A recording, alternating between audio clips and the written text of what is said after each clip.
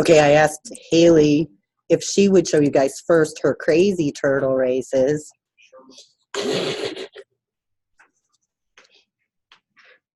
Her turtles are a little bit psycho.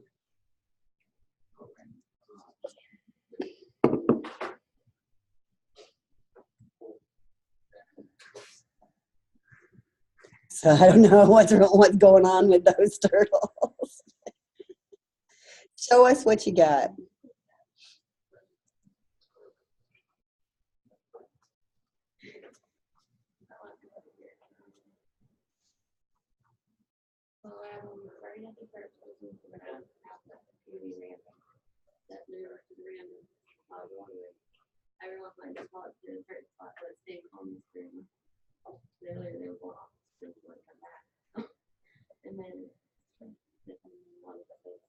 Nice.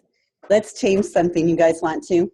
Can you? I think you can control scroll on idle. I think it will zoom in for us a little bit. If it might be alt scroll. Some of them are weird.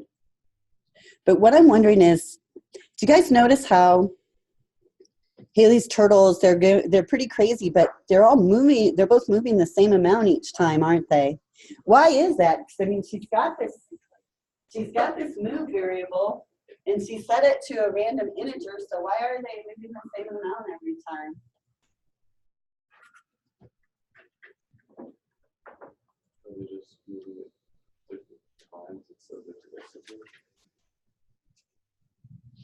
No, they're moving exactly the same. Yeah. How often is that move variable updated?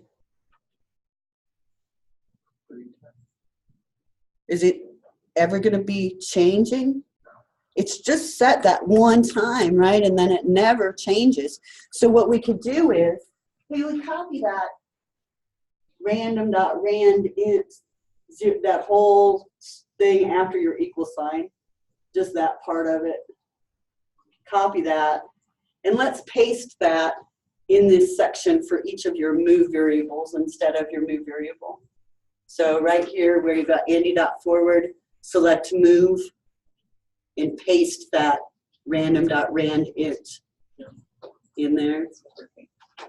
Do that same thing for each of them. You need to keep that extra parenthesis there. Perfect. We'll watch her do the quick coding.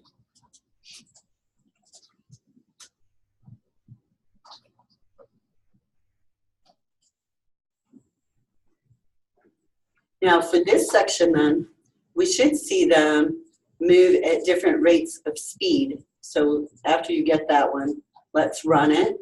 And then we'll have the go-to where they go back to home, so that'll be good. There, now they're a little bit more random, aren't they? Okay, so remember, it matters where stuff is in your code. If we want something to change every time we loop, we got to put it in our loop. If we want it to only happen once, like opening our file, we put it up at the top and just have it open once. Thank you, ma'am. Beautiful. Can we have, Garrett, can you show us the tinker? Chad started it since he'd already got put on the spot here. We'll ask Garrett to.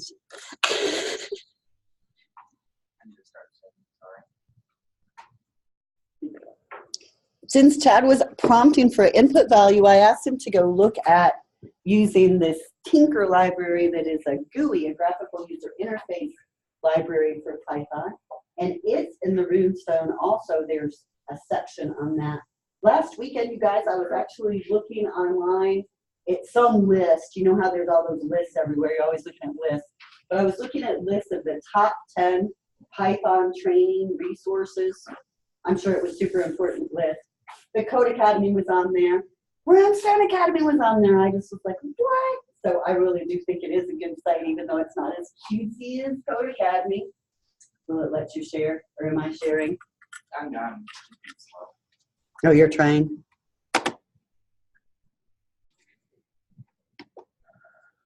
Trying. It just says audio. Click on the green share button and then do the top corner one to share your screen.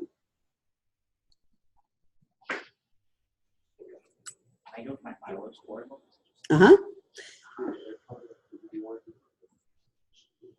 Now, Gary wanted to be able to run this outside of PyCharm, so he's going to a command prompt, and he's in his H drive folder, but he's going to go ahead and just run his program from the command line.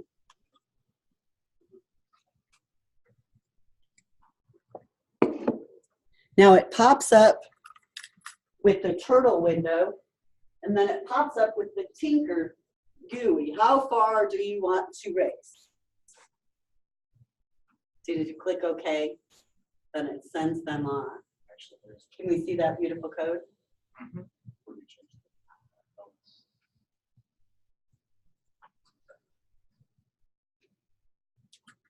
So tell us about what you've got there. So, just a simple stuff from RuneScape. I copied that and I added a forward loop with the random for the forward movement, and then I just tinkered around with values, like where they start at, and I also tinkered around with asking how far the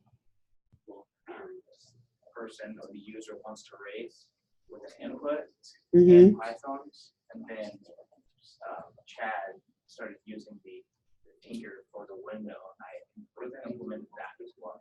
Awesome. So I don't like the way the turtle window shows up before the tinker window. How could we change things there to where they have to type in the size that they want, and then the turtle window pops open? Could we maybe rearrange some things a little bit? Oh, he's got it. So he's going to cut out that tinker stuff. Can you put it up at the top? Yeah. And let's even before our turtle screen even gets created.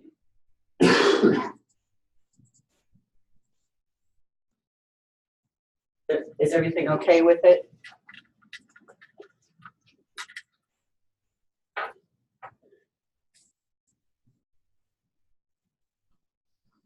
Not sure what that is. We'll figure it out. Oh, much better. I like that better. Now we've got the right order of things. So looks beautiful. Oh, you guys have just been doing such good exploring today. Next week, we'll look at object-oriented stuff. And again, we'll try to have some lab time where you guys can do some more exploring, getting assignments done that you might be behind on. Remember, if you have stuff that's not turned in, I'll take it. I'll take late points off, depending on how late it is. So it's stuff turned in. I know sometimes it gets crazy with all of the different assignments, but it also, remember, means that if you're missing a few, it's not the end of the world, because there's a lot of assignments. So that means each one won't hurt your grade as much as if there was just a few. Any questions? I'm going to save this. You guys have really done some cool stuff.